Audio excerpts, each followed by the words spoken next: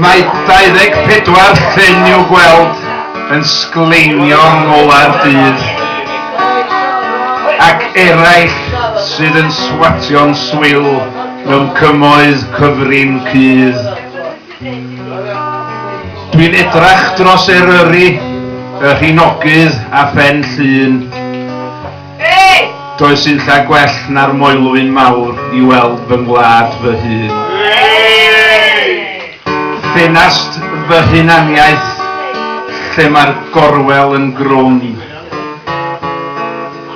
Lle dwi'n gweld fy mro yn troi yn wlad, a fy lle yn y byd hwn.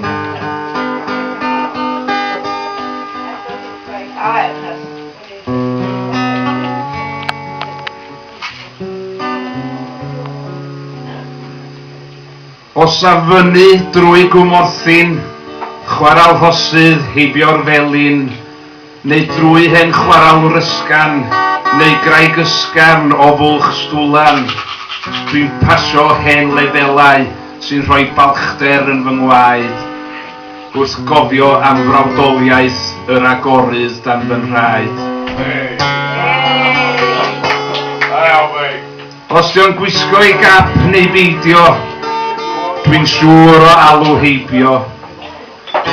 Dim yn cymryd llawer mwy nag awr i fynd i ben y Moelwyn mawr.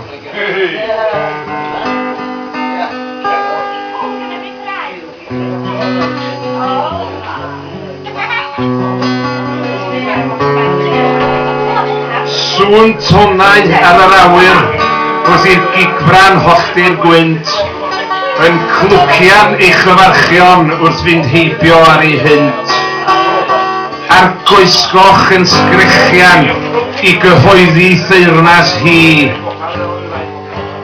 Y rhain sydd yn fatgoffa mae gwestai ydw i. Mangre fy mreiddwyddion rhwng y mawn a'r awyr lan, lle dwi'n gweld nad oes na nunlla'n bell fel hed y fran.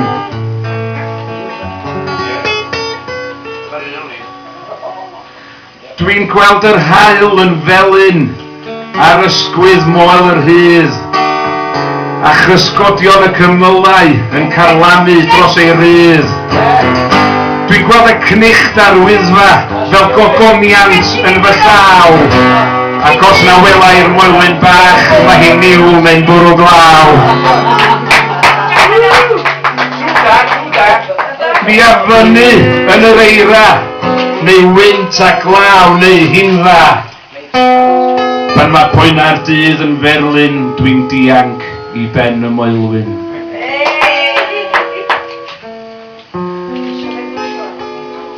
A fyno i wasgaru pryderon diflas byd, i'r awel ar ei werydd dros y flaenllym yn fflyd, ac wedi cael ei gwared yn sgrialu ar y gwynt, daw diar hebion bywyd i wneud i'n nghalon gyro'n gynt.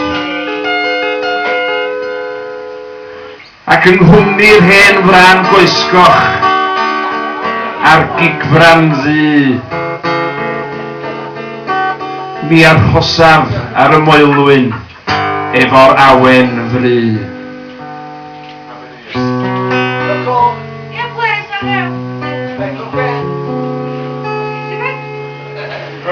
Mae gen i win i'w rannu efo gwyn a pnydd a'i deulu, wrth ddawnsio efo'r lleiad braf mwyn croesawu hirddydd haf. A phanfawr tân dros ymyl tir i liwio'r wlad a'i fysedd hir, i ddal y wawr ar droad yr hod, y Moelwyn mawr i'r lle i fod. Ac yng nghwmni'r hen fran goesgoch, a'r gigfran ddu, a'r hosaf ar y Moelwyn efo'r awen fry.